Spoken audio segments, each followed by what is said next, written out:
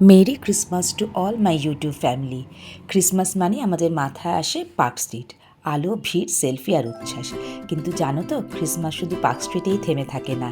তাই আজকে তোমাদের নিয়ে যাচ্ছি পার্ক স্ট্রিট ছাড়াও এমন একটা জায়গায় যেখানে ক্রিসমাস কার্নিভালটা দেখলে তোমরা নেক্সটবার পার্ক স্ট্রিটের বদলে এখানেই আসবে। আমি আজকে এসেছি লেকটন ক্রিসমাস কার্নিভালে। লেকটন ক্রিসমাস কার্নিভালটা যেখানে হয়, মানে শ্রীভূমির দুর্গাপূজাটা যেখানে হয়, ঠিক সেই রাস্তাটা জুড়ে হয় ক্রিসমাস কার্নিভাল, লেকটন ক্রিসমাস কার্নিভাল। আর তার আশেপাশে যে ছোটোখাটো মাঠগুলো আছে সেখানেও বসে বিভিন্ন ধরনের স্টল, খাবারের স্টল থেকে শুরু করে জামা কাপড়, সুন্দর সুন্দর খেলনা, নানা ধরনের অ্যাক্সেসরিজ, ঘর সাজানোর জিনিস, সব কিছু তোমরা এখানে পেয়ে যাবে। আর সব থেকে যেটা অ্যাট্রাক্ট করে সেটা হচ্ছে এখানকার যে লাইটিং, যে আলোকসজ্জা। আমরা পার্ক স্ট্রিটের আলোকসজ্জা বা লাইটিং দেখে অভ্যস্ত, মানে শয়ে শয়ে মানুষ প্রত্যেকবার পার্ক স্ট্রিট যায়, কিন্তু এই কার্নিভালটা দেখলে আই এম শিওর নেক্সটবার কিন্তু তোমাদের এটাই ফার্স্ট অপশন হবে।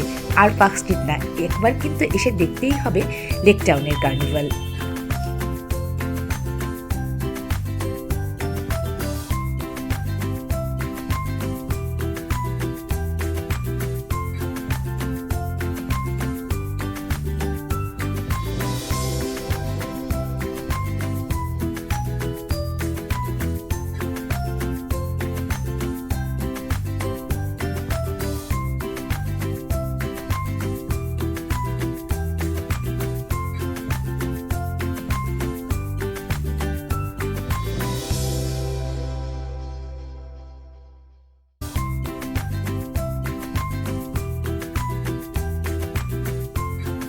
দুর্গাপূজায় শ্রীভূমির লাইটিং, শ্রীভূমির প্যান্ডেল বোধহয় সারা বিশ্ব বন্দিত, কিন্তু ক্রিসমাসের টাইমেও যে শ্রীভূমি এত সুন্দর করে সাজায়, এটা নিজের চোখে না দেখলে বিশ্বাস করবে না। জাস্ট দেখো একবার এই লাইটিংটা, মানে পারফেক্ট সেলফি জোন যাকে বলে। যদিও প্রচণ্ড ভিড়, সেলফি তোলার কোনো অবকাশ ছিল না, ইভেন আমি নিচের দিকেও ক্যামেরাটা ঘোরাতে পারছিলাম না, তবুও যতটুকু পেরেছি তোমাদের জন্য কভার করেছি।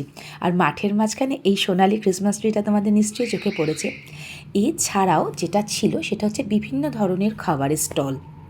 আর এখানে প্রত্যেক দিন নানা ধরনের প্রোগ্রাম হয় এবং বিভিন্ন আর্টিস্টরা এখানে আসেন, মানে পুরো 25 থেকে শুরু করে পুরো 31 অবধি নানা ধরনের প্রোগ্রাম হয়। আর স্পেশালি কার্নিভালটা রাস্তা জুড়ে এই মেয়েগুলো এত সুন্দর সুন্দর সেজে এত দারুণ লাগছিল দেখতে। জাস্ট আমার কয়েক সেকেন্ডের জন্য মনে হচ্ছিল না যে আমি কলকাতায় রয়েছি, আমার মনে হচ্ছে আমি বিদেশের কোনো কার্নিভাল দেখছি। ট্রাস্ট মি, অসাধারণ সুন্দর, তোমরা একবার এসে দেখো।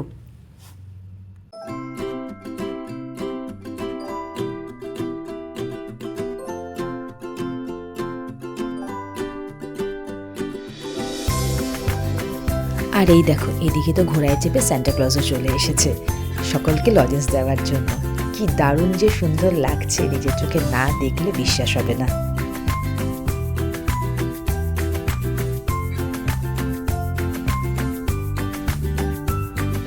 আর তার সাথে সারা মাঠ জুড়ে বসেছিল নানা ধরনের ফুড স্টল, মানে কলকাতার যত বড় বড় নামকরা দোকান আছে প্রত্যেকেরাই বোধহয় এখানে নিজস্ব স্টল খুলেছিল।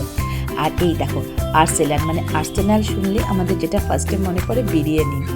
আর দেখো এখানে মাটন কিমা ভাজা চলছে। এত ঠান্ডার ওয়েদার, তারপর যদি এরকম মটন কিমা ভাজা চোখের সামনে দেখতে পাই, তাহলে কি লোভ সামলানো যায় বলো তো? একদম যায় না, আমি তো অ্যাটলিস্ট পারছিলাম না।